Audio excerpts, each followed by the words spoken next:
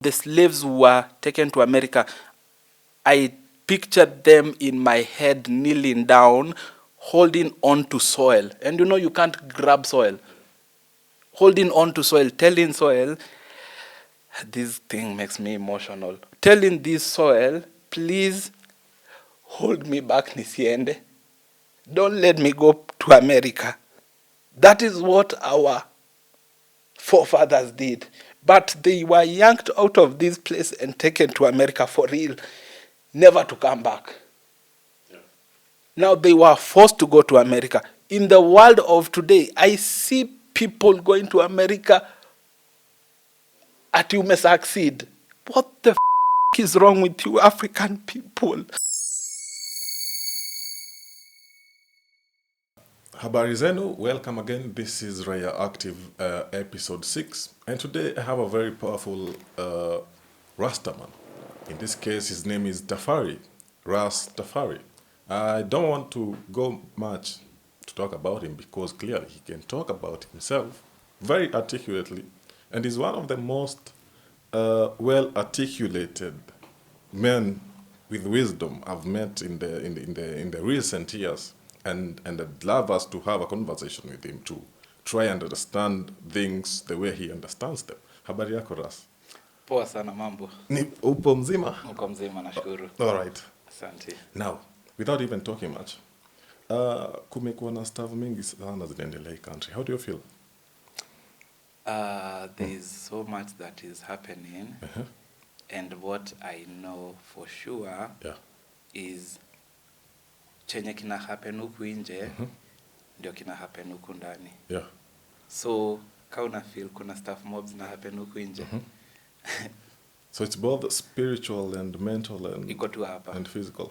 Iko tu hapa. So ni sisi tuna project our mental. Ni sisi ndio tuna create chaos. Yeah. Okay. Yeah. So because in the recent, let's say 2 or 3 years, a lot has been happening, especially in Africa. Yeah. I feel like there's some awakening, if I may call it that, that people have actually now started looking at things, looking at what they call looking at Africa from an African perspective. And it has been causing a lot of confusion, especially to those who have been, there's a generation imekuwa so much ingrained in what was introduced to us as Africans, na kuna ile ijaikuwa ingrained sana, and it's trying to correct this mess, na kuna kwa naka conflict dogo. Like when we say, when we look at things like we said, the mzungu, whatever it is that he gave us, when he came to Africa, I think there's somewhere in is it Jomo Kenyatta's book where he said, at first we had our lands, and the mzungu had his Bible. Yeah. So, and when we closed our eyes to pray, we had the Bible, Mzungu had the land. Mzungu had our land. Yeah. So when we try to bring up such conversation, there's some people who are not really getting into it, or they are not feeling passionately about it as we are feeling passionately about it. What do you think is the cause of all this chaos that is erupting from all sides? That's a good question. Yeah, it is. Yeah.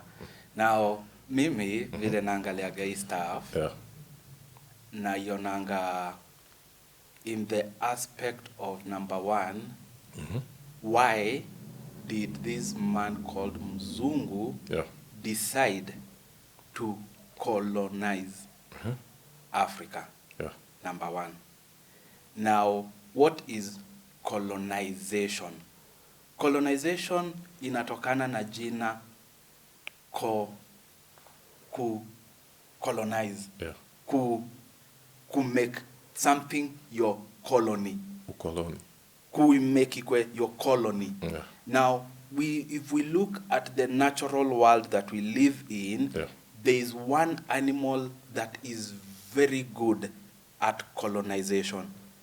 Na huyu mnyama anaitwa nyuki. And that's why bees live in colonies. They colonize a hive and they vibrate with the same vibration the queen anakuwaga nayo. Kwa hivyo nyuki wa kike akijisikia niko na uzito wa kukuwa queen, she buzzes like a queen. na anabeba wale watabaz na yeye. Then they go and colonize a hive.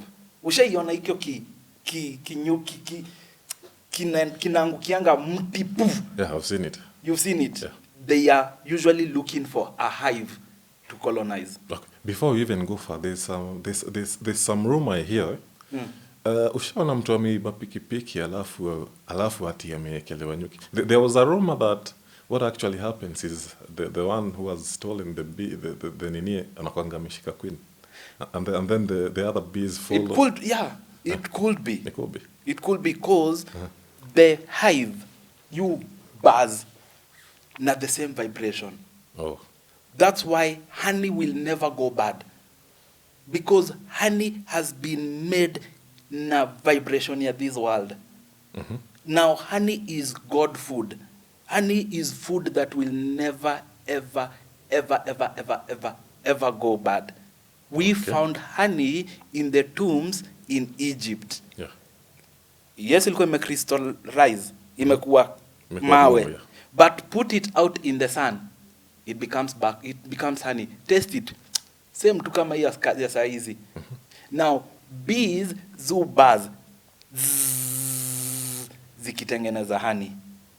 Na zinaitengenezanga inside a hive, and they have to colonize the hive. Now, if you come to our human world, colonization, mzungu alikuja akatufundisha kuvibrate kama yeye. Okay. Now that is what we call colonization. Hadi saa hizi ndio ili niweze kuongea mnielewe vizuri, lazima ni kizungu. Okay. I need to speak English for you people to understand what I need to say. Yeah. Now, that is not reality. Hiyo ni ujinga tuko nayo. Kizungu kilitukujia. Why then is it ati wewe ni mwerevu sana because you speak really, really good English? No. There is something that went wrong na hii colonization. Na colonization haijaiisha. Colonization actually saizi ndio tunaweza tunachora a graph of colonization. Saizi ndio tumefika the top. Now where we are point enye colonization is so aggressive, so brutal, so careless. Yeah. Because kitambo tulikuwa tunakoloniziwa na somebody who did not look like us. They had white skin, blonde hair. Those are the people we call colonizers. Right now, we are being colonized by our own parents. Okay. How so? Mtoto anaamshwa 5 asubuhi aende akafanye nini? Sincerely speaking, what is a 10-year-old doing on the road at 6 a.m.? Anaenda kufanya nini? Ati anaenda shule. For who? Sincerely speaking, mzazi mnasema mnapenda watoto wenu. Na mtoto unamwamsha akilia. Anakwambia mama sitaki kwenda shule. Then you force that child to go to school. Na unasema unampenda. The you people are sick in your head. If you love your child, you listen to your child. Akisema hataki kwenda shule, there is a reason huyu mtu hataki kwenda ile place. Sit down with that person and listen to why they don't want to go to that place. They were not born in a school. They were created in your stomach as a mother, and they fed on your titties because ni watoto wako. Then sasa amefika miaka 6, you yak them out of you, na unampeleka shule. Realize the human beings of today, nyinyi wote, you have one common first memory. Nyinyi wote. And it is kilio ukiona mama yako akikuacha shule. If you can remember anything after that, you're a god. Unaona the silence. Because nobody remembers anything. That is the first thing we remember. School. Tukilia. It is If you had siblings, your brother left you in a class and akaenda sa unalia the whole day you're crying. So are you saying then we should be against the quote unquote Western type of education? Yes. And opt for what? And opt for natural education.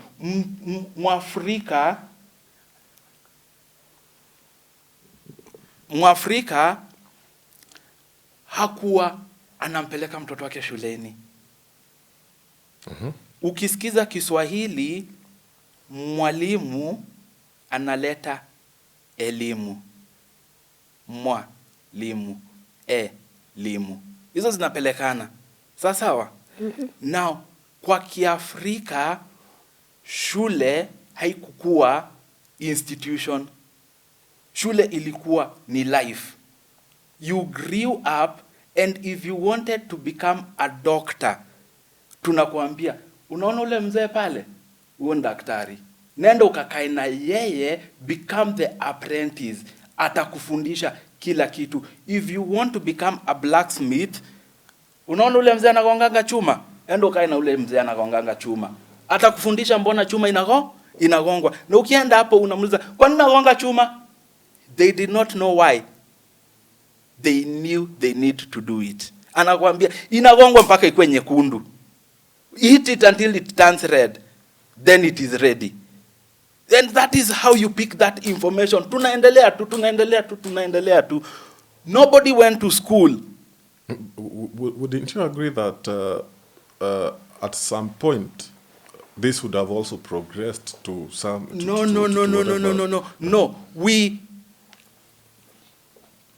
Let us pause, put a full stop there, and reanalyze life. Yeah.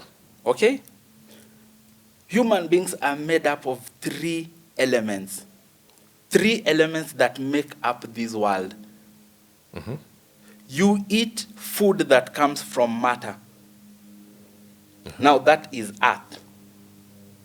Because mahindi ni mchanga enye imejipanga in a design kama avocado. So we eat earth. Sawa? Next, a human being has a mind. Na akili ya binadamu ndio inakuwezesha kwenda choo, kukula, kufikiria, nywele yako kumea, makucha ni akili yako ndio it does the conscious and the subconscious. Everything ni akili yako. You are you because uko na akili. Bila akili wewe si wewe. Yeah. Part 2. Part 3 is soul. Uhai. Yeah. Your soul, your human soul. Now, your mind is happening up here in your head. And up here in your head is your brain that processes all the blood that is in your body.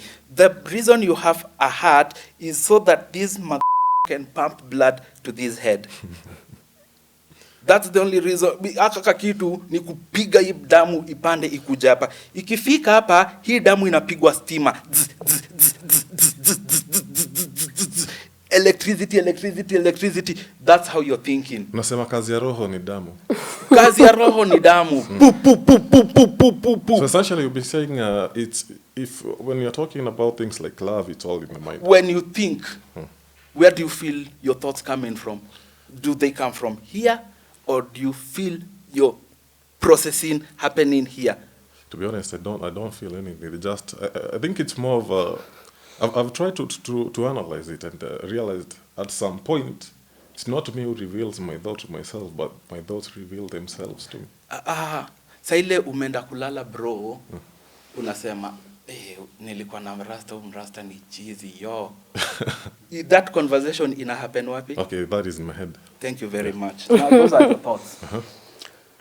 Now akili yako hapa, all the blood in your body comes here, and when the blood is here, inaambiwa chenye itaenda kufanya hapa kwa akili. Okay. Inaambiwa wewe enda ukatengeneze mkojo, wewe enda ukatengeneze nywele, your blood then tena to the heart, back to the head. From the head to the body, to the heart, head. That's how we operate. Now, your blood is 80% water, blood plasma. 20% ni hizi proteins zingine zinakuaga kwa blood. Sawa. There is a big chunk that is copper. Not copper, iron. Yeah. A big chunk that is iron. Why? Because iron is highly magnetic. Highly magnetic. And we need something that will attract oxygen and attract carbon dioxide. Because one is positive, the other one is negative. So we just need iron and make it a magnet. How do we make iron a magnet? Put it through electricity. Good. Where is electricity? In the head. Peleka hizi vitu kwa kichwa. Za, za, za, za, za. Niga unafikiria. So ukishafikiria, you breathe out all that air that you took in. Now look at the science. You breathe in O2. You breathe out CO2. Where do you get C from? The exhausted O, eh? Not the exhausted O. Listen to me, bro. You breathe in O2. O2 goes inside you. Sindio? Yes. It sits inside you and comes out as CO2. Yes. The only change is C. It went in as O2, came out as CO2. So it may marry carbon. The same O2 has married a carbon. Where did you get carbon from? Polo ulikuwa class ya biology. Carbon. I think he's going to tell us that to see JB. Carbon is once your head imepigwa stima, kuna zile zenye zimeiva. Now hii carbon hatuhitaji. This is expired carbon. We don't need this. Put it together with oxygen. Put it out there. Now CO2 comes out here. Plants take that CO2. They disconnect it. O2 back into the atmosphere, wanabaki na C. Now understand, this C was in your head where you're processing your thoughts. Now that C carries a signature that is unique to you and just you yourself. Nobody else. Now plants zikichukua hii C inayanika kwa leaves zake hivi, the sun ina read hizo C zote. So now the sun reads what you desire in this world. Ebu explain hapo. You think. Yes. Here. Msemi namchukia, ndamnyonga, ndamada. Udem nimemnoki, umdem lazima. Mercedes. You're thinking these things. Sindio? Breathing out. Plants zina take out your breathing out. Your thoughts zenye ume breathe out. Then zinazianika to the sun. Then the sun inamulika hizo thoughts zako, inazi-execute. So hiyo ndio what they call nowadays kama manifestation. Creation. You're saying everything is interconnected, right? We are. Mswahili alisema akili ni nywele, kila mtu ana zake. Sawa. Mwelewe hivi, nywele ya binadamu umea kutoka mahali unafikiria. Sawa. Now, kama hii nywele yangu, kama mimi ni mrasta. That's what that means. Si ndio? Akili ni nywele.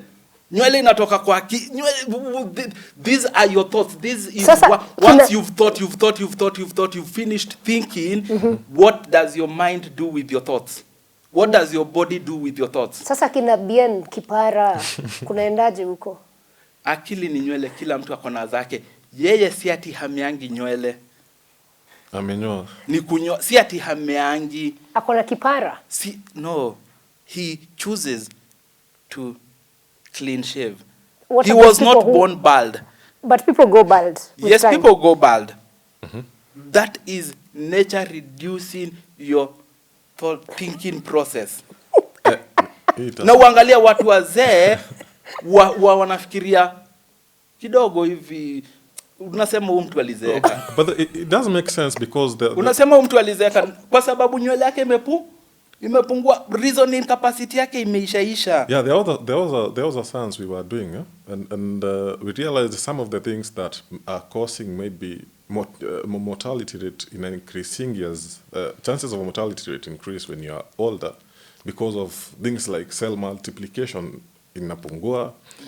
You are more prone to diseases, your antibodies are not that strong. So it does make sense. Yeah. Such that ukianza the thing about thinking capacity going low when you grow. When you're growing, nywele inapungua. Unapunguza kufikiria. Yeah. But sio hakuna binadamu mwenye alizaliwa bila nywele. Yeah. Kila binadamu uzaliwa with a lot of hair. At birth we have a lot of hair. And this is why once fertilization has happened, there is something that has to be created. And the first thing that is created is thought. Now, the egg and the sperm, zikisha mingle, they think and they decide, we are going to create a body. Now, that is thought. Once they create a body, mtoto kabla zaliwe kitu ya mwisho huku kwa tumbo anapatiangwa ni lungs na nywele. Hii nywele mingi mtoto anakuwaga nayo, walai mtoto akazaliwa at 7 months. Unaweza shtuka, unaweza ona kama kakakuku. They would look very funny. They don't have hair and they don't have fingers. Zinakuwaga kimeshikana hivi. Hivi ni kukatika, inakatikaga pole pole tu ukiwa huko kwa tumbo. Once namjue, now this is your mind telling this kata fanya weka shimo, weka deki, hizo zote. Once uko ready kuzaliwa, hizo mafikira watafanya nini nazo? Grow your hair. Okay, Mr. Tafari. So going by your thought, because it's really something I find amusing. Us being connected to nature being connected to the sun and all that symbiosis. This means that we have been looking at the world from a very different perspective. We've been looking at this world wrong. And perhaps the progress we claim to be making isn't any step that is being made, but rather could also be steps going behind, right? You guys, ndio turudi sasa pale tulikuwa tunaongelea colonization. Yeah. Sasa kama Mswahili anasema akili ni nywele, kila mtu ana zake, na kila mtu uzaliwa akiwa na nywele. Si ndio? Kwa hivyo inamaanisha kila mtu uzaliwa akiwa na akili.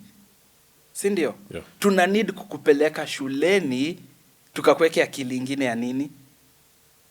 And in that school you will meet with someone who will reduce your ability to process thoughts. Because siku ya kwanza utafika mwalimu aulize, what do you want to become when you grow up? 5 pupils watainua mkono waseme president, na mwalimu atasema hamwezi kuwa president nyinyi wote. We can only have one president. Who said nyinyi wote mtakuwa president at the same time? Just because you're in class 1 at the same time does not mean you will be the same when you get to 50 years. One will be president at 50, another one will be president at 30, another one will be president at 70, but you guys are in the same class. Mwalimu wenu ndio ako na limitation ya kuprocess, sasa anafanya wale watoto pia wakuwe na ile limitation. Now, if you wanted to become a president and the teacher has told you will never become a president, what happens to you? Dream killed. Now, you are living in this world lost because you came to become a president in this world. That was your innocence telling you desire to become a president. But somebody killed that dream. Sasa utakuwa nini? You get lost in this world and you become a thief. So, or you become a con man. Or you become unakuwa mtu mbaya sana. Let me just interject kidogo. Okay. Polo, from what he's explained, how this whole education system messes us up somehow. When you compare what the knowledge you had before and what you're getting now, how do you feel that has affected you as a person? And do you see it across? I think me and him stand on the same podium when it comes to the issues he's addressing and the way I see them and the way he sees them. It's just that he articulates them quite properly and differently. But it has all been about the social engineering and the what do you call it, programming to become what the system wants you to be and not what you desire. It is very simple. Yeah. Very simple. This thing is very simple. We just need to appreciate the truth. Kuko hivi. Shule ni system ya kutufunga akili tufikirie kama mzungu. That is what a school does. In a nutshell. In a nutshell. And if we are trying to educate you or kukufundisha, mbona tunakuput in a closed environment, place ambayo has a very small perimeter and you are a small child. Now understand, we are exposing you to a limited world as a child, meaning you will grow up visioning this world ikiwa na hizo limitations za ulimwengu. Sawa? Now if you look at a school, which world is bigger? Is it the world inside the school or the world outside the school? It's the world outside the school. Yeah. Now that is where our children are supposed to be, because that is what we need them to learn. Not the world inside the school, it is the world outside the school ndio wanahitaji kusoma. Then this has now explained what most people are finding it difficult to explain, that after so many years in school, watoi wakitoka hapa nje wakitoka kampo wana find it's totally different from what inakuwa ni ngumu adjust kwa hii world. Now mimi nikisikiza lugha ambayo mimi niliongea ikiwa ya kwanza kwa ulimwengu na ni Kiswahili. Kiswahili kinasema siku ya kwanza ya wiki ni Jumamosi, ikiwa imefuatwa na Jumapili, ikiwa imefuatwa Jumatatu. There is something Kiswahili was counting: mosi, pili, tatu, nne, tano. These are numbers. There is something they were counting. Now when I go to school, they don't tell me Saturday is day one of this world. They tell me it is Monday. Now that is corrupting the truth of Kiswahili. Unaona?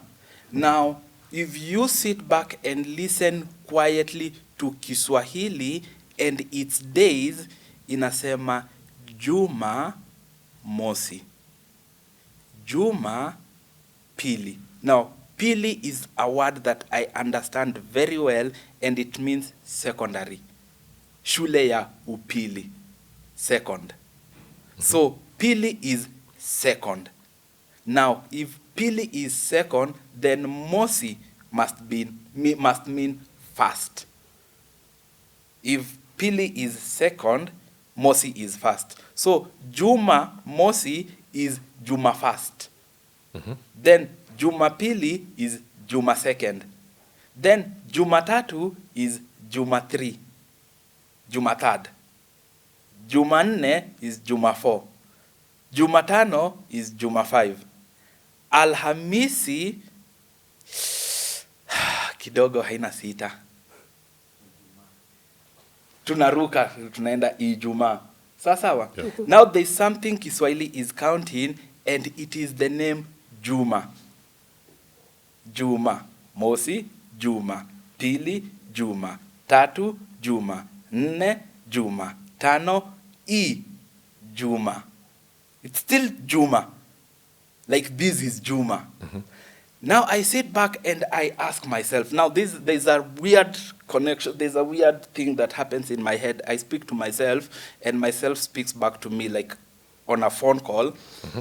And myself tells me, this world is believed to have been created in 7 days, where the God who created this world rested one day. Now, ukisikiza Kiswahili kinasema hivi, Mswahili alikuwa amekaa tuseme, wewe ndio Mswahili. Ni mimi. Sawa. Mswahili alikuwa amekaa akakutana na beste yake, anaitwa Juma. Juma ni aje? Nataka kutengeneza ulimwengu. Mswahili akamwambia, Juma unakuwaga na ujinga. Anambia Mswahili, relax, ngoja nikushow. Unajua jina yangu? Juma. Yeah. Leo utakuwa unaita siku yangu ya kwanza. Jumamosi leo. Sawa. Juma akaishia hivi. Akatengeneza siku akarudi jioni akamwambia, "Nalje Mswahili. Mimi nimemaliza, nimedondoka, nimeishia hivyo, tunaona kesho." Akakam. Mswahili kumwona akamwambia, "Juma hata usinishow. Leo ni siku yako ya pili. Tuite Jumapili yaki, si ndio Juma?" That is Sunday. Okay. Sawa. Haya. Jumatatu, Jumanne, Jumatano. Siku ya 6 Juma ku come through. Na unajua Mswahili ashazoea Juma. Ashamzoea. Juma ako wapi? Wakakutana na Mwarabu. Kauliza Mwarabu, cheki. Bana boys fulani cheesy fresh kabisa ati anatengeneza hii world, anaitwa Juma, ni best yangu kuruka. Na mtafuta sijamuona leo. Mwarabu akamwambia, pia mimi niko na msee kama huyo, lakini anaitwa Alhamisi. Mswahili akasema, nidunge huyo nitachili na yeye leo Juma come through sasa boeka. Sawa, kachili na Alhamisi. Then Friday Juma akakam through. Mswahili akacheki Juma. Juma! So Juma alikuwa wapi Thursday? Si alikuwa amerest. So si God alirest siku ya 6. Siku ya 6 ndio God alirest. So we are counting from Saturday. Hesabu Jumamosi, Jumapili, Jumatatu, Jumanne, Jumatano, Alhamisi. God akarest siku ya 6. So I could rest Sunday. Now, the narrative that was written, where did they get that narrative? And Kiswahili has not written that narrative. It is coded it in our language. Niko na swali though. Uliza. So are you trying to say the 7 days of the week technically started after the white man came through? The people who discovered this world are Kiswahili people. They are the people who discovered this world. And when they discovered this world, they named the days as they are in this world. Now understand, siku ya 6 Alhamisi. Alhamisi is an Arabic word. And it is not a one word, it is a 2 word. It means Al-Hamis. Now, Al means day. Hamis means 5. Hamza ni 5 kwa Kiarabu. Kwa hivyo siku ya 5 ni Al-Hams. Sawa? Lakini Mswahili haizi ongea kama Mwarabu. Sasa siku ya 5 ya Kiarabu inaitwa Alhamis. Now, Waarabu, they start their week on Sunday. Okay? They end the week on Saturday. Now, Sunday, Monday, Tuesday, Wednesday, Alhamisi, Thursday, day 5 for them. Now, why do we have 2 day 5s in Kiswahili? Like for real, kama tunaongea Kiswahili, Jumamosi, hiyo ni siku ya kwanza ya juma. Siku ya pili ya juma, siku ya 3 ya juma, siku ya 4 ya juma, siku ya 5 ya juma. Si ndio? Hiyo ni siku ya 5. Yeah. Kwa Kiarabu siku ya 5 ya juma ndio siku yetu ya 6 ya Kiswahili. No, that is corrupted. Am I making sense? Now, the people who discovered this world were Kiswahili people, and they discovered this world has 6 days, not 7 days. Has 6 days. Because if you remove Alhamisi from its position in the calendar, you will be left with a gap day. A day that is gapped. And there is no way you can have a gapped day in a calendar. So it means you will pull Friday to cover where Thursday is. And if you pull Friday to cover where Thursday is, it means 7 has reduced by 1, making 6. True? Now, if you read the Bible in Revelations 13, verses 18, it says, now this requires wisdom. Let the man who can calculate the number of the beast do so. By the way, I'm quoting things. Revelations 13:15. 13:18. Let me see if Revelations 13:18. Yeah, you're right. It calls for wisdom and understanding to calculate the number of the beast, which is 666, the number of man. Thank you very much. Now, the Bible inasema namba 6 ndio nambari ya shetani. Lakini Kiswahili kinasema kuko na siku 6 kwa huu ulimwengu. Unaelewa? Sasa itakuwaje Kiswahili tena ndio shetani? Na look at the time that you have on your phone. Inasema saa ngapi? Hivi sasa? 11:27. 11:27. Asante sana. Hiyo ni saa 5 kwa Kiswahili. So ukichukua 11 utoanishe 5 inakupatia 6. Na ujue all the time that you will ever have in English subtracted Kiswahili time, or Kiswahili time subtracted English time, where you're picking the bigger number minus the smaller number, it will always give you the product of 6. The outcome, not product, the outcome of 6. Ay. Kila 7, so saa moja ni 7. 7 minus 1 ni 6. Oh, wait a minute. So this is getting intense. All the time. Saa 5 za usiku is 23. So are we calculating the number of the beast now? 23 minus saa 5 inakuja. Please do. 11. 11. 23 minus 11. 23 minus saa 5. 23 minus inakuja 12. 12 ni 6. 2. Allah. It will always give you 6. So always. Are you saying they demonized the 6? They demonized our God. Okay, na mimi niko na swali. Yeah. Wacha nichangie. Changia. Twende sana. Okay, you can go. Kuna kitu inaitwa quantum physics. Quantum physics explains everything literally in 3 dimensions. Yes. In quantum physics. Nimesha kuelewa. Acha nikupeleke hapo. Quantum physics ndio physics yenye ina process hii world yenye tunaishi in. Everything that is quantum physics. Like hii mbao imeshikana kwa sababu kuko na atoms. Yeah. Zenye zinashikana. Nishike. Now that is quantum physics. Now quantum physics ina try to explain hii world, but in an English mind it is impossible to explain this world. You can only explain it kwa akili za Kiswahili.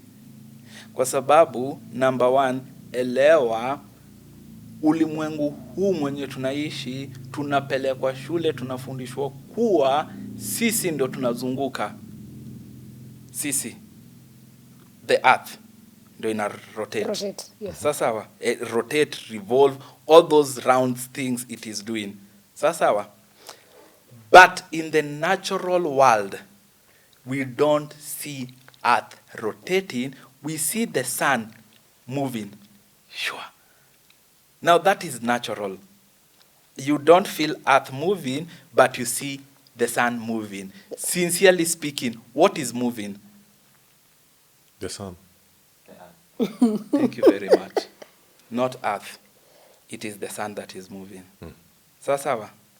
There's a game we played, all of us tukiwa watoto wadogo. Tulichukua plastic, tukaifunga kwa waya ama kwa uzi, tukaiakisha moto usiku na tukaizungusha hivi. It creates a circle. Or a fire stick. In the darkness, imewaka, ukifanya hivi, it creates a circle. And uko mtoto mdogo unafurahia sana kuona hiyo circle. Then ikistop, it is just ile moto umeshika. It's not a circle. Now that is how the sun operates around us. Ikimove hivi, it looks like your light, your moto tulikuwa tunacheza nayo, trying to, it's like a snake that is trying to bite its tail. True or false? Now, the people of ancient Africa, where I come from, called Kemet, understood that... Kemet is modern day Egypt, eh? Modern day Africa. Okay. So anywhere across Africa. Sikizeni hapa. Sijui tutaweka pause mara ngapi. Sikizeni hapa. Mnaona map ya Africa kwa akili yenu. Yeah. Vizuri sana. You see where Kenya is. Si ndio? Unaona Tanzania. Unaona Uganda. Si ndio? Unaona Sudan. Unaona Egypt. Mnaziona hizo places zote. Sawa? In your map, in the head. You can see it. Yes. Now understand kwa Kiswahili hizo boundaries maker zinaitwa mipaka. Sawa? Na kwa lugha ya Kiswahili mpaka haimaanishi bound together. Imefunganishwa pamoja, because that is boundary. Kwa Kizungu boundary is bound. You cannot you people are Kenya bound Kenya together. Now mpaka kwa Kiswahili inamaanisha bro, kuja mpaka hapa. Kama mpaka hapa. Hapo ndio mpaka, hapo sawa. Na mpaka iko ya binadamu, mpaka ilikuwa ya maji ya mto. Wewe ni mjinga sana, unatengeneza huko, kukinyesha utabeba huko kwa mpaka ya maji ya mto. Kukinyesha itafurika ikubebe wewe, unajenga kwa mpaka kwa nini? Kwani utumia akili? Wewe ni mjinga sana. Mpaka is not for us. Mpaka ni maji ya bahari, ukuja mpaka hapa. Kwa hivyo hatutatengeneza hapa ni pa maji ya bahari. Hiyo ndio mpaka. Mpaka is for the natural world, not for the fictive, for the stupid minds that we have.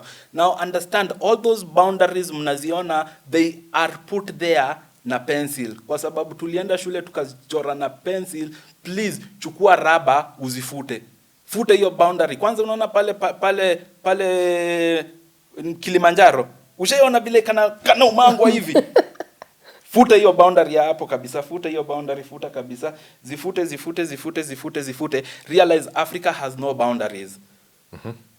Okay? Now when Africa has no boundaries, tulikuwa tunaongeaga lugha gani?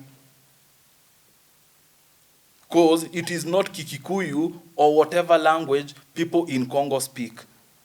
Those are made up languages that were created because of hizi mipaka ambazo tuliweka.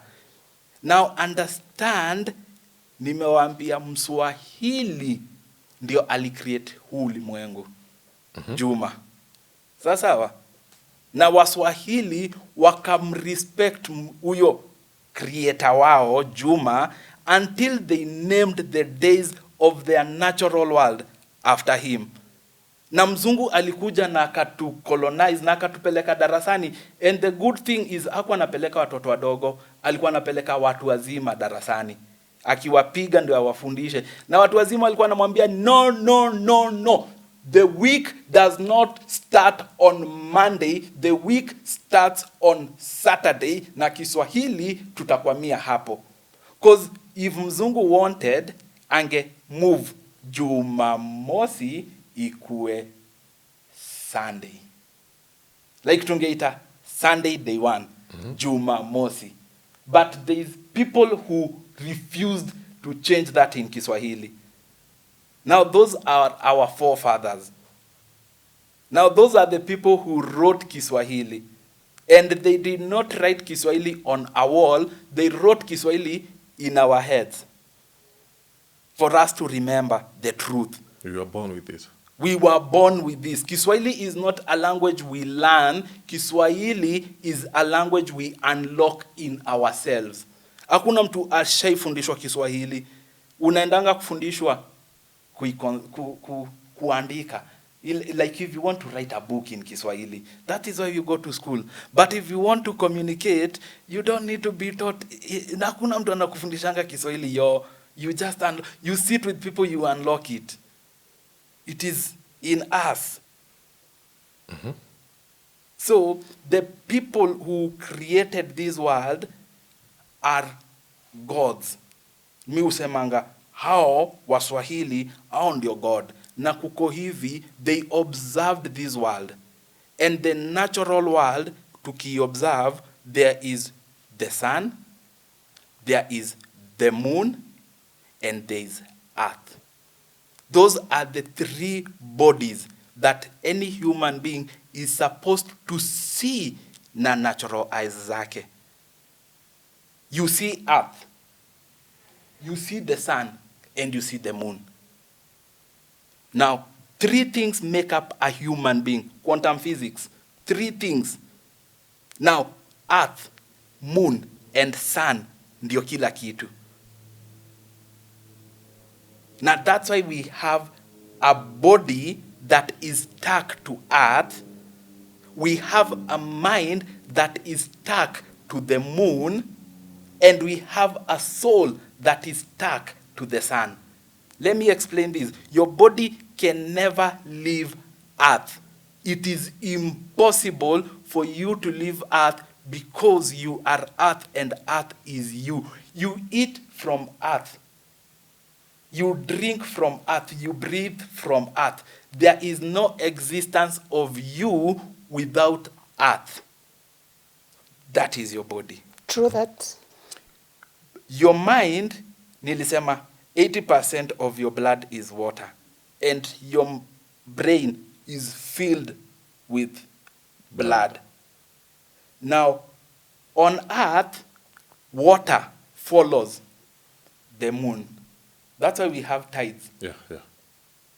Now, it means that moon has a very big control over the water that is here on earth. And if it has that big control over the water that is here on earth, then there is no exception to the water that is inside our heads. And it is true, every woman who is natural, aka kakitu kakipita hapa juu yake 28 days, katang, nyesha.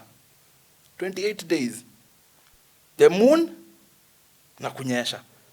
Na Mswahili alisema mwanamke akinyesha, we call that ameona mwezi. Oh. Ameona mwezi.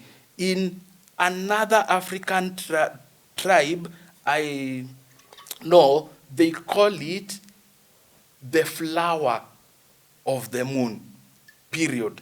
Like, wazazi wanakuuliza, umeona maua? Wewe umeona maua? Bado, wewe bado ni mtoto mdogo. Now, the moon and women align to 28 days. Na Kiswahili tena kinaita the month 28 days. Mwezi. Kwa hivyo it means the month has to have 28 days in a natural world. Not in a school world. Because mwanamke 28 days. The moon, 28 days. Na Mswahili alisema mwezi pia kuna 28 days. Yes, there's a month that has 28 days, and that is the month of February. Okay? Now, assume. Mtu asiniulize ni kwa nini. Please, let us just have fun. Disclaimer. An assumption. Let's just have fun. Assume February is the only true month. Because mwezi unapitanga hapa juu yetu na 28 days. Mwezi ni mwanamke anaonanga after 28 days. Mwezi nikiangalia kalenda naona 28 days kwa February. So that has to be the correct month. And if it is the correct month, I will peg that as my last month of the year. Because hiyo ni correct. Tumemaliza. Tuanze upya. Now the next month becomes the first month of the year. Si ndio? Si tumesema February ndio ya mwisho. So March sasa. March ndio ya kwanza. March, April, May, June, July. August was named August because Emperor Augusto was born on the 6th month of the year. Now this month was not called August. It used to be called Sextilia. To mark the 6th month. Now Septe is the 7th number in Greek. Now how is 7 the 9th month? Octo is the 8th number. That's why an octopus has 8 arms. How is 8 the 10th month? Nove is the 9th number in Greek, and that is why we have 9 planets, and we call that system the Nova. Okay. Decade, decathlon, deca, 10. Why is 10 12? And note, September, mbamba, mbambamba, mbambamba, mbambambamba. Once you confuse that, we are all confused. Now, it means March is the first month of the year. And it is true, Warabu ufunga mwezi wa 3. Eid ever inakuanga end of March. Hautaipata Eid January, hautaipata Eid October, ever end of March. End of March. Easter, the end of Jesus Christ and the beginning of his God life. March. Now there's something world is celebrating at the end of March, and that is the end of the year. And look at it this way: November, December, January, February. November, December, January, February. These months in Europe are winter months. Winter, like snow. Nothing grows. There is no life in Europe. Today, they have life, but in the world of a long time ago, there was plenty of snow and lots of darkness, because istima ikukuanga.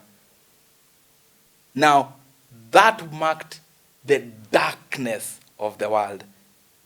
Then come March. Winter ikisha, we call it spring. That is the beginning of the new year. And in astronomy, or inaitwanga aje, numerology, hizi za masters. Kuna horoscope. Horoscope, hizo za stars. The star of April is called Arise. Na Arise inamaanisha kuamka. Mwamko. What is arising in April? It is the world that is arising to a new year. And listen to this. Take out your calculators. There's 365 days in a year. Okay? Yes. Kiswahili inakuambia mwezi uko na 28 days. Divide those motherfuckers. So 365 divided by 28. By 28. Yes. Nakuja 13 point something. Thank you very much. 13.0. Yes. Specific. It has to be 0.0. It means there is exactly 13 months in this world of 28 days. Exactly, not 12, 13. And that is why Kiswahili says they are in heaven. There is God seated at the middle, with 12 and 12, making a total of 13. God sitting at the middle. 12 elders, 12 elders. Kwani God si elder pia yeye? Pia yeye mwenyewe ni elder. 13 months. Na February tumesema ni mwezi wa mwisho. Wait, umesema 12 ama 12. Sio ni 24 basi. 6. Bible usema 24 elders. 24 elders are in heaven. Now, that is the division that Christianity did to get 12. Divide the 24 by 2. Get 12. Now, once you have 12, you have 12 months. It will be easy for us to believe the 12 months. Than the 24. From the 24 elders. Mm-hmm. So let me ask you something. What God, when you say God, what God, which one do you believe in? Do you worship? Tuko mbali. Tukianza kuongelelea hiyo tutapotea. No, just touch on it. I would love to hear it. There is one true God, and that is the God that African people used to worship before tuharibiwe, and that is the God called Ra. R-A. Now, Ra was the sun. Okay. No. They called him Ra, the sun. And they believed Ra was not one, but 6 of them. They believed there's 6 suns living in this world with us. And it is true, there is 6 suns in this world. Zikuwa zimeshikana hivi pamoja, unified as one. And the natural world can show you that. This is how. Whenever it is raining, and where you are, you're not being rained on, where you are, there is sunlight, you see something called the rainbow. Okay? Now, there's a natural phenomena that has to happen for you to see the rainbow. Number one, the rain has to be in front of you, very far away from you. But you can tell, huko kunanyesha, lakini haikunyeshei. Then the sun has to be behind you. Otherwise, the rain ikiwa pande moja na the sun, you'll not see no rainbow. The sun has to be behind you. Now, when the rain, mvua ikiteremka hivi, you teremka droplets of water, na ikipita space, another drop obtains that space.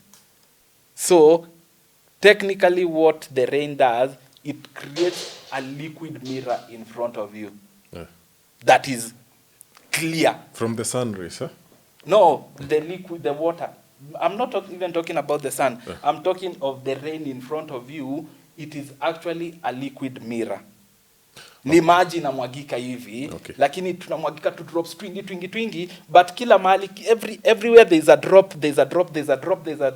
So ni maji tu imepangana hivi. So it is a liquid mirror that is clear. Okay? Now this mirror reflects everything that is behind it. Lakini ujowe ni mdogo sana, haiwezi kureflect. It can only reflect the big things in this world. Yeah. Now it will reflect the sun in its totality, and it reflects the rainbow. But because of the horizon, inakata hiyo circle into a half. Without the horizon, this would be a complete circle of rings za marangi. Yeah. Sawa. But because of the horizon, inakata inakuwa half.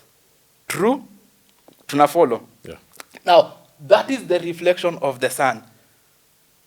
Completely. Sun rays zimetoka hivi, zikagonga mirror, ikaingia kwa macho yako.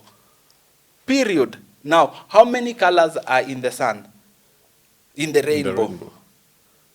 7. 7 days. That's where mzungu alipata hii formula. 7 days, 7 colors. Sawa. Let us count these colors. Red. Show me color red. Thank you very much. Orange. Show me color orange. Down there. Thank you very much. Next inakuwa yellow. Show me color yellow. Ubra amevaa color yellow. Color yellow. After yellow, green. Nyasi, ile shati. Sawa. After green, blue. Hizi jeans zetu, the sun, the sky, blue. Alhamisi. Alhamisi, indigo. Show me indigo and take your time by that as naraka. Somebody, kwa nini mnaangalia simu? Unajua kale hiyo inatuchanganya sasa. Mbona green hamkusema inanichanganya? Ama blue hamkusema inanichanganya? Ama yellow hamkusema inanichanganya? Show me indigo. Indigo sounds like a concoction of colors. Why is red not a concoction of colors? You tell us. Now there is no color called indigo. Okay? Indigo is purple. Sawa. Now there is no color called indigo and there is no color called violet. Sawa. Indigo is purple, purple is indigo, violet is indigo, purple, violet. Okay, can somebody show me purple? Mnaona vile mnaiona haraka. Thank you very much. So it means the rainbow technically has 6 colors, not 7. 6 colors. Na ujue indigo, tunajua indigo because we were taught indigo in school. Na ndio maana nasema tusipeleke watoto shule. Now, hakuna siku utaikutana na msee aseme nilicheki udem alikuwa amevaa skati ya indigo. Never. So it means that color does not exist in the natural world. Sawa. So it reduces the colors of the rainbow to 6. Now, look at where indigo falls, number 6. Now, number 6, ndio ile siku Mswahili name the day, Alhamisi. Na hiyo 6 ndio inaitwa demon. Sawa. Na hiyo 6 kwa Kiswahili tunasemanga hivi, naenda ukaniitia wale watoto ni 5. Mmoja akijaribu kuongezeka hapo, hawatakuwa watoto wa 6. Niitia watoto ni 6. Nenda ukanilete zile viti ni viti 5. Nimefika hapo nimepata hizo viti si 5, hizo viti ni ngapi? 6. Thank you very much. Hatusemi V6. It means 6 kwa Kiswahili is a number that is invaluable. You cannot value. You cannot put value to number 6. Now, what can't take value in this world? And that is God. God tu ndio huwezi sema gods. Ukisema gods ndio ushapotea yo. Na ujue walisema ulimwengu yao ilikuwa na god 6. They were 6 gods. But they said they are 6 as 1. Sasa ni 6, tumekubali mko 6, lakini tutawapatia heshima zenu. Now, that was Kiswahili word. Na mwelewe hivi, the rainbow is visible to everyone, even children. Na mtoto mdogo anapoanza kuongea, haongeangi maneno complete. Anyone who has a child, anyone who's become a parent, or anyone who's interacted with a child who's learning how to speak, knows that watoto shape vile tunaongea. Mtoto, their words children say, na zinakuwa ndio ni hivyo na hiyo inakuwa hiyo word. Now, something like rangi. Rangi is a word that was coined by babies because they were unable to say ra wengi. Because when the rainbow shows up, kids get excited and they call their mom, mama, mama, ona ra wengi. Because ra is God. Lakini walikuwa wengi. Is this leading to somewhere about ras? Yes. Ra. Ra ni wengi. I'm interested.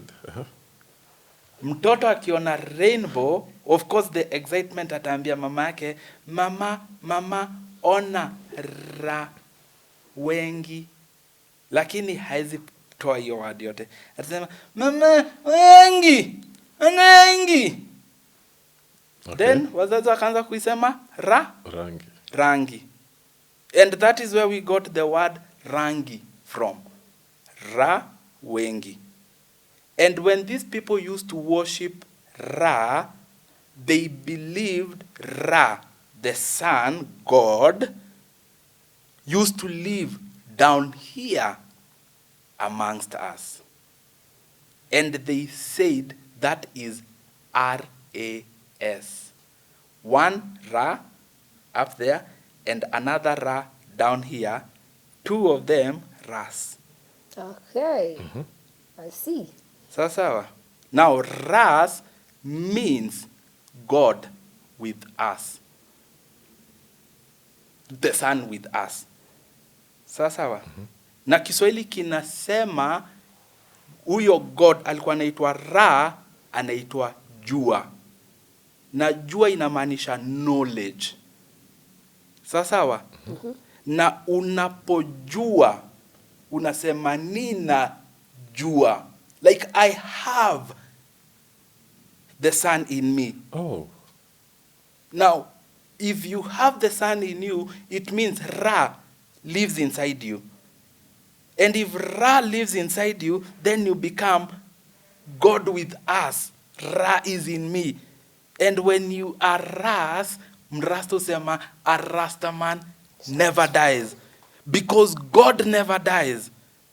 Naelewa? Now, what does that mean? It means binadamu, kunaendaga hivi, binadamu haujikumbukangi ukiwa mtoto mdogo. Na Kiswahili kilishatuandikia. Kiswahili is a letter that I like, napenda kusema hivi, mtu mwenye alikaa chini akaandika lugha ya Kiswahili, they wrote it purely and specifically for me. Like a letter that was written to this Rasta man called Tafaria. So that I can read that letter and understand what they were because this is time travel. Naelewa? Ule mzee, but I can't reach him. But they wrote me a letter that will get to me. Okay. And now that letter has gotten to me. And I understand it. Kwa sababu, unaona, now, those people, they understood binadamu wanga haukumbuki ukiwa mtoto mdogo. That's why hata unyonye ukiwa hadi ufike miaka 15. The moment you stop kunyonya, hiyo akili ya utoto inaenda. That's why hautaikumbuka your mom's teeth.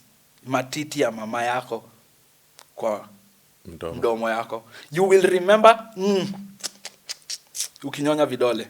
But your mom's nyonyo, never. And Kiswahili says, sahau ama koma kama ulivokoma titi la mama. Sahau kama ulivosahau kunyonya. Now that is, yo si kutukanana, that is just wisdom. That once you've stopped kunyonya, then you become in this world. Wakati unanyonya hauko kwa ulimwengu. Unaona? Now, human life, human consciousness comes to you as you're moving along in life. Now, because ulishazaliwa, lakini haujijui, does it mean hauko? Na ujue ukinyonya hata ufike miaka 6, there's people who utasikia story. Huyu alinyonya mpaka alikuwa analetea mamake stool. You've heard stories like that, si ndio? But that means that person alinyonya up to like 4 years. Sindio? So this only applies to mother breastfeeding, eh? Yeah. Like kitu kikuumize, that's where consciousness will find you. Consciousness is your ability to remember yesterday. Kuna swali. Yeah.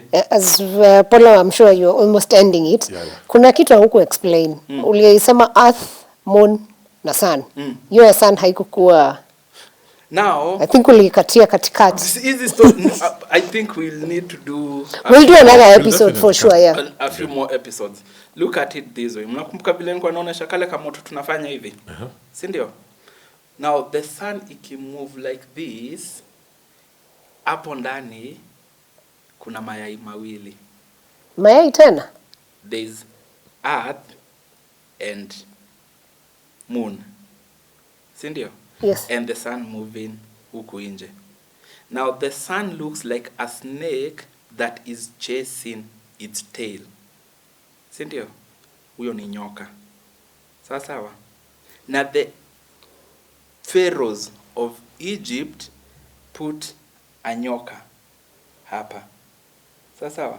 To identify that this is Ras, God with us, the sun. Because it looks like a snake that is chasing its tail. Si ndio? Na hii nyoka imenest something. 2 eggs. Earth and moon. Sawa sawa. Na we know for a fact that the sun is a star. We've believed that. Si ndio? Yeah. Now, kwa Kiswahili hatuiti jua nyota kabisa, lakini tunaita nyota nyota, the stars. Na nyota sounds like kiota. Now, kikiwa kimoja ni kiota, zikiwa nyingi ni viota. When they are many to the tune of not being able to count, utaziita nini? Nyota. Sawa sawa. Na unapolala kama Mswahili tunasema unaota. Now kuota should not mean dream. Kuota should mean looking into the skies, into the stars. You're looking at the stars. Unaona nyota. Unaota. Si ndio? Sasa kama nyota is a nest and our sun is a snake that is nesting something, hapo katikati kuna mayai mbili. Earth and moon. Na the sun ndio inazunguka. Na hivyo, na ukiangalia, that is how our world operate. Now the pharaohs of ancient Egypt, they put that snake here. And the people of that time, when they looked at that snake, they saw the sun, the god. Because they understood nyoka. Na ujue nyoka, ukisikiza Kiswahili, nyoka ni mnyama ambaye amenyooka. Smooth. You're smooth. Nyoka. Now, as a pharaoh, this is a king who was smooth in his way of thinking. That's why they put a snake there. Now, there's so much we don't understand in this world, na tunareduciwa sana na education. Now, another way I like perceiving this world is, in the world that I live in, I know ulimwengu ni mviringo. This earth is a sphere. It's round. Si ndio? Now, there is never a day I will look at earth like this and see the roundness of earth. Even if you catch a pilot. I used to have a pilot friend, and I used to sit him down and ask him questions. He told me, hata wakiwoko juu, you don't see the curve of earth. You just see flat surface. until uende uko juu clouds zikufunike, now you stop seeing earth, you just see white. But there is never a day washaiona ati pale ndio earth inajikunja. No, earth haijikunji. Yes, it is round. I'm not refusing, I'm not saying it is flat. It is round, but it is so massive. It is so big. So big that it is impossible for human beings to see the curve. Now that is how big Earth is. And Earth, compared to the sun, is 1.3 million times smaller than the sun. Now if you've pictured how Earth is big, so fucking big, we can't see how it is arcing. Sasawa. Now make it 1.3 million times bigger. Now that is how the sun is. Na vile tunakaona kadogo hivi. Now when you go to school and your teacher tells you this is earth and this is the sun, unaona vile tumereduce hizi vitu. Now you start perceiving a very small earth in your head and a very small sun. And understand, sun is God. So you've reduced God wako amekuwa mdogo sana. Sawa. Now understand, hii kitu inatuzunguka, si ndio? But ikituzunguka kuna mahali inakuwa huku chini yetu. Tunakuita usiku. Ikienda huku chini inamulika, inakuwa mchana kwa wengine, right? Inakuwa mchana kwa wengine, huku kwetu inakuwa ni usiku. Si ndio? Now it is the sun ina shine the light on us, but shadow yetu ina block your light. Now on this surface tunaona darkness. It's like this. Hapa wanaona darkness. Yeah. But ningependa muone hiki tukiwa hivi. Now I want this light to come down here in your head. Sawa. Now when earth is floating in space like this and the sun is down here, earth inagawanywa halfway by light from the sun. Now half of it iko na darkness imepanda hivyo in space. Now that darkness itaenda iende mpaka pana mali the light from the sun ita wipe out your darkness. But in light of space, because I don't believe space is dark, because if the sun is that big and it is producing all that light, where is the darkness coming from in space? So in all that light, and you put something in its way, ina create ka darkness kanaka kama letter U in space. Sawa. Now that letter U, half of the world yenye kona darkness, Kiswahili tunaita usiku. Sawa. Na hii nusu ingine inaitwa siku. Moja ni U. Now it picks the U from the darkness created by earth itself, and Kiswahili ikaita U siku. Ni bado ni siku, lakini ikaita U. Siku ya U. Na ingine ikaitwa siku bila U. Ni siku. I wish we had a whiteboard up out chore hiki. I'm sure watu next time lazima achore. So now usiku kwa Kiswahili, usiku huanza saa moja. Yeah. Hadi saa 12 ndio usiku. Then asubuhi saa 1 tunaanza siku. Na Mswahili husema siku njema hujulikana asubuhi. Sio mchana mwema, siku. Kwa hivyo kuna siku na usiku. Now where does the U come from? From the darkness created by earth itself. U. Na ndio maana binadamu akajiita mtu. M-T-U. Na akaita trees mti, mti. Cause binadamu ukiangalia Egypt, they had these, I don't know, wanakaitanga jako ka ornament. Kale ka ornament kana kwa na circle hivi na hivi, like a cross that has a circle instead of, they call it an anchor or what? Yeah. Make sure you know. Yeah.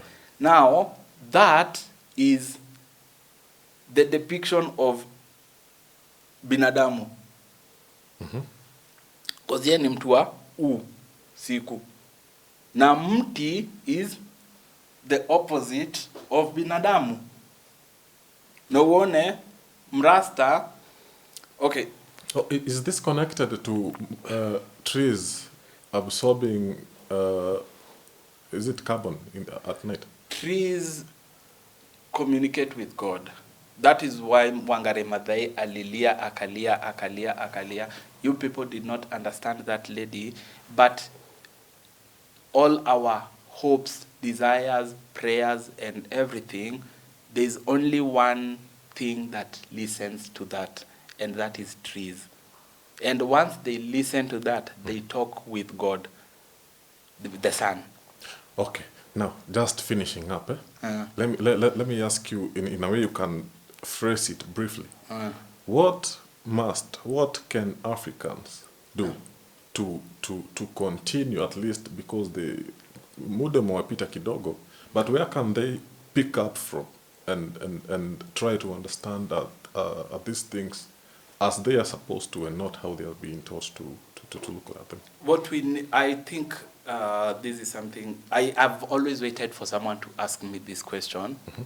So I already have a ready answer for that. Yeah. Africa needs to realize, number one, we are not Africa. We are Kemet. We are Kemetians. Sasawa. And being Kemetians makes this brown skin God. Sasawa.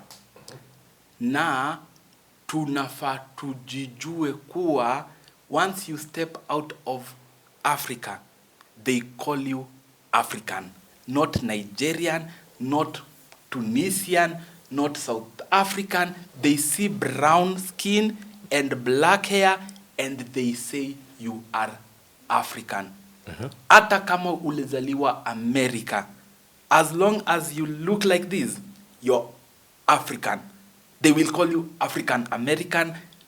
You are African. So sisi ndio tunajigawanya.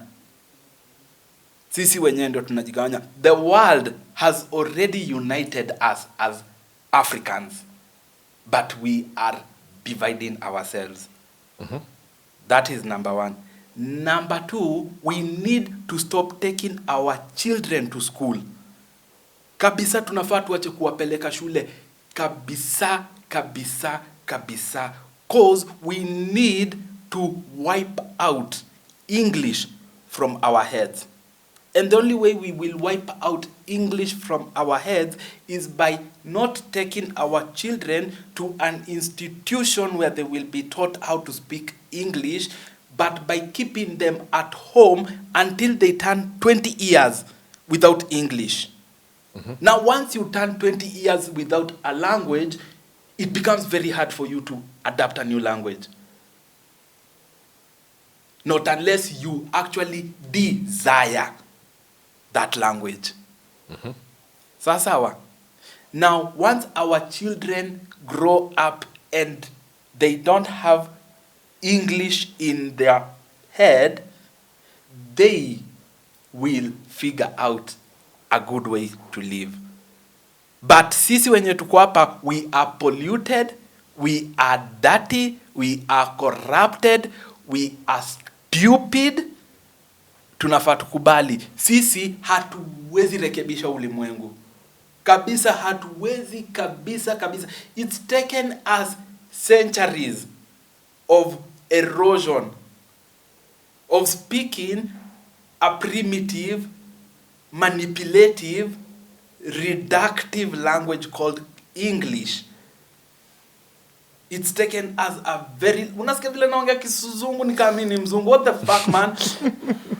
It's taken us so long for me to be able to speak this language this well.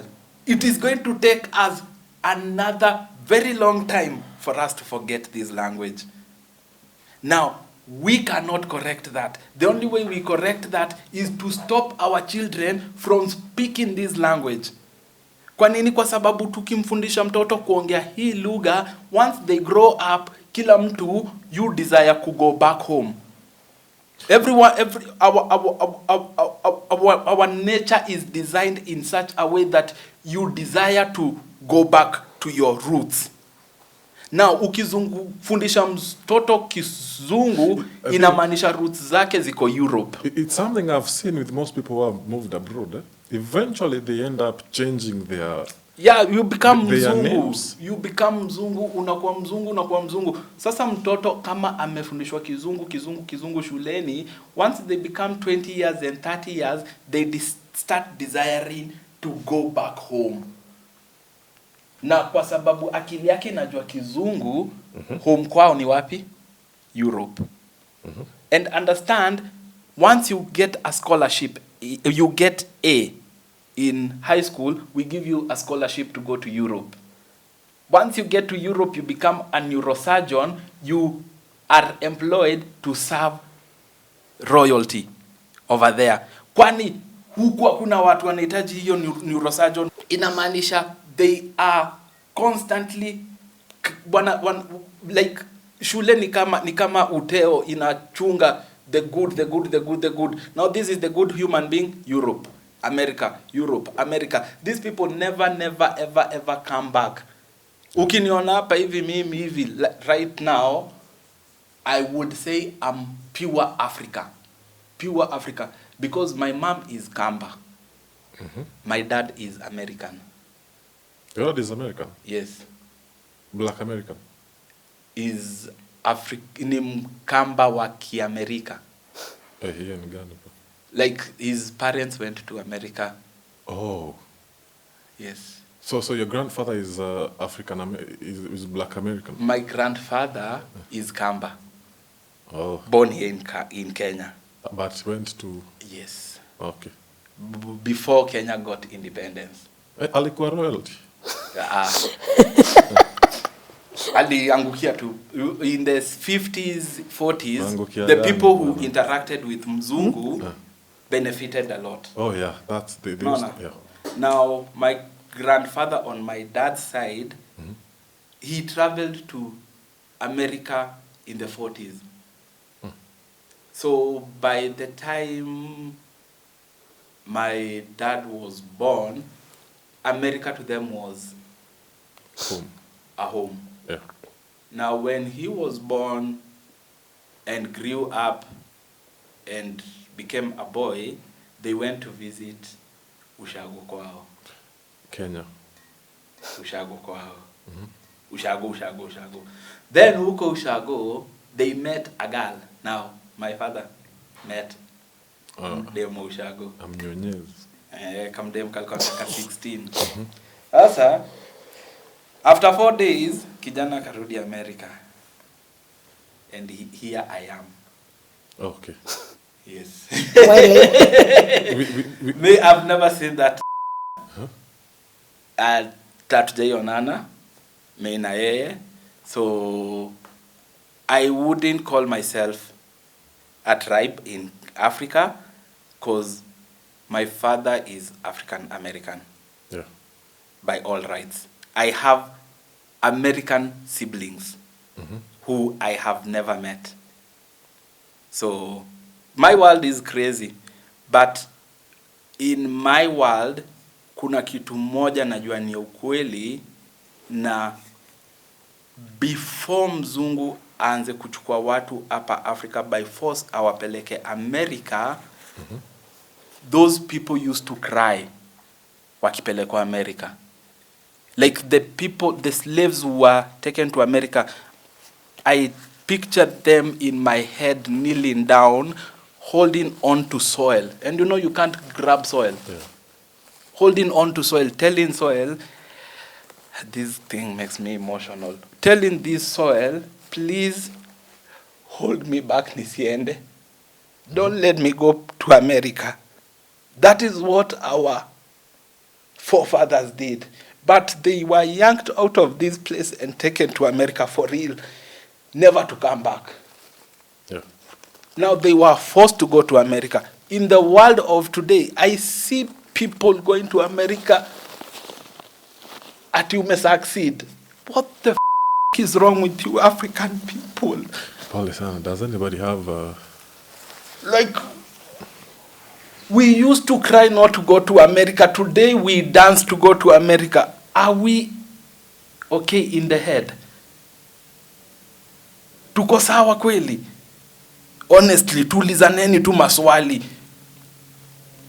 Kama our great-grandparents would never have left this place for nothing. Ata gold inatosha. Ata umpatie the entire world. Ata kuambia, huko dirima. I will never leave this place. Ati unanipatia dhahabu, staki. I don't want. Huku ndio kwetu. Now, why are we moving? Now, guess what? You move with an English name. Okay? And when you move there, an Englishman comes here and obtains your place. And that is happening. Pole. Give it 10,000 years. This will be white land for Mzungu, and Europe will be land for the blacks. Now understand, Europe and America, shit does not grow there. Shit grows here. Yeah. And understand, sisi ni wakarimu tunawapatia for free. Them, they are mean. Will they give us the way we are giving them? They will not. Never. Now what will happen to black people? Extinction, eh? Thank you very much. Now tunaendelea tu kwenda America. I think we need to have another episode, Mr. Tafari. Many. Thank you very much for coming. Asante sana. I think we're going to conclude there. To anybody watching, thank you for watching us. That has been our episode. Thank you very much.